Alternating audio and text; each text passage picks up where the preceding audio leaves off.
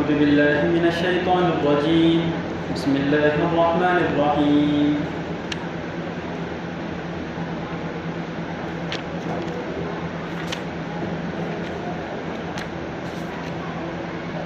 وإن طائفتان من المؤمنين اقتتلوا فأصلحوا بينهما فإن بغت إحداهما على الأخرى فقاتلوا التي تبغي حتى تفيء إلى أمر الله فإن فاءت فأصلحوا بينهما بالعدل وأقسطوا إن الله يحب المقسطين صدق اللہ العظیم۔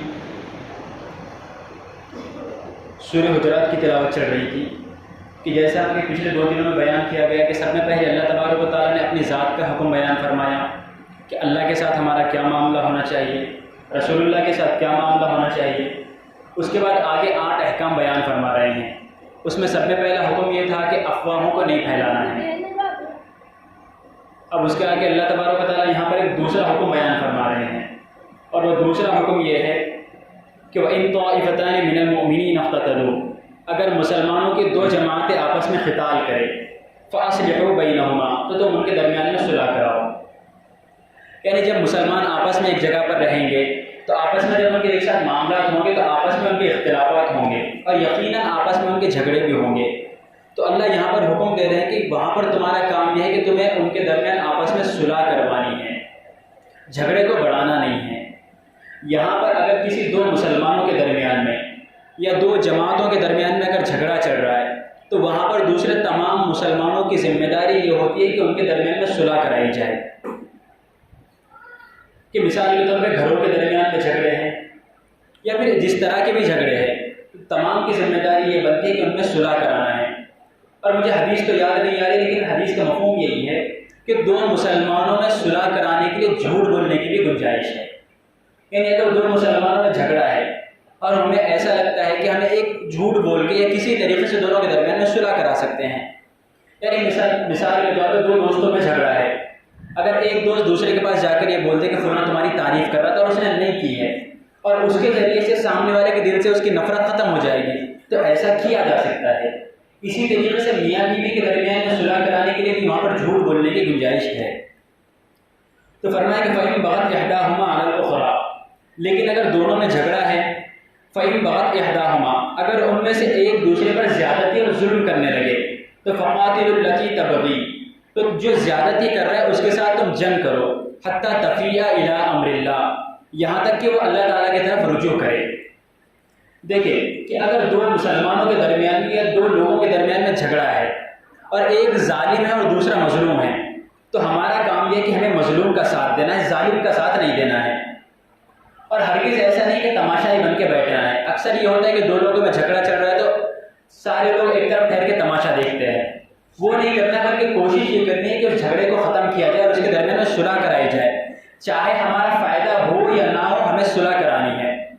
اور یہاں پہ اللہ کے رسول کی حدیث ہے کہ انصر اخاک ظالما او مظلوما، تم اپنے بھائی کی مدد کرو، چاہے کہ وہ ظالم ہو یا چاہے مظلوم ہو۔ مظلوم کی تو مدد کرنی ہی کرنی ہے، لیکن اگر کوئی ظالم ہے تو ظالم کی مدد کیسے کرنی ہے؟ ظالم کی مدد یہ ہے کہ ظالم کو ظلم کرنے سے روک دینا ہے، یہ ہے ظالم کی مدد۔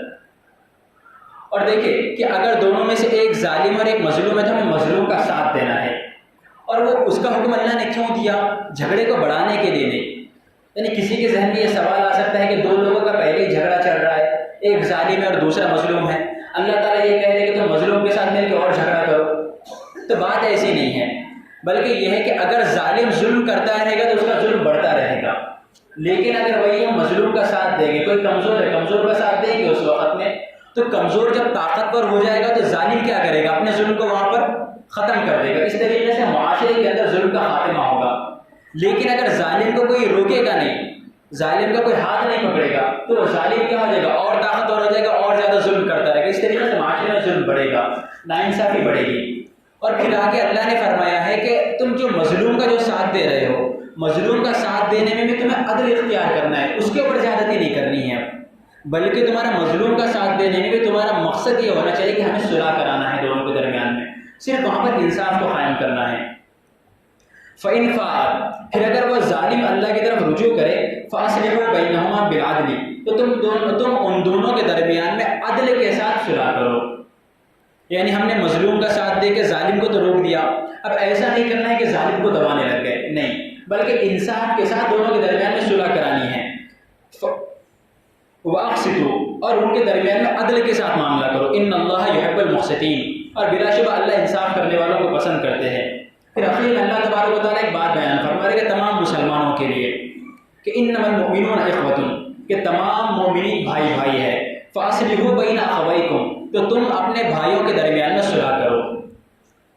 کہ ایک اللہ تبارک و تعالیٰ نے ایک بات بیان فرما دی کہ دیکھو ایسا نہیں ہے کہ ہم دوسروں کے درمیان میں کیوں جائے، دوسروں کے جھگڑوں کے درمیان میں جا کے ہمیں صلح کرانی کیوں ہے؟ تو اس کا جواب اللہ نے دے دیا کہ اس لیے کہ تمام مسلمان آپس میں بھائی بھائی ہے، اور یہ بالکل مناسب بات نہیں کہ دو بھائی آپس میں لڑے۔ اگر کسی گھر میں کسی معاشرے میں دو بھائی آپس میں لڑ رہے ہیں تو دوسرے بھائیوں کی ذمہ داری ہے کہ وہاں پر ان کے درمیان میں صلح کرائی جائے، ان کے درمیان میں جھگڑے کو ختم کیا جائے، نہ کہ ان کے درمیان میں ایسی بات کی جائے جس سے جھگڑا بڑھ رہا ہو، ادھر کی ادھر بات نہ کی جائے۔ واتقوا اللہ، اور تم لوگ اللہ سے ڈرتے رہو، لعلکم ترحمون، تاکہ تم پر رحم کیا جائے۔ اللہ تبارک و تعالیٰ عمل کی توفیق عطا فرمائے، آمین۔ وآخر دعوانا الحمد للہ رب العالمین۔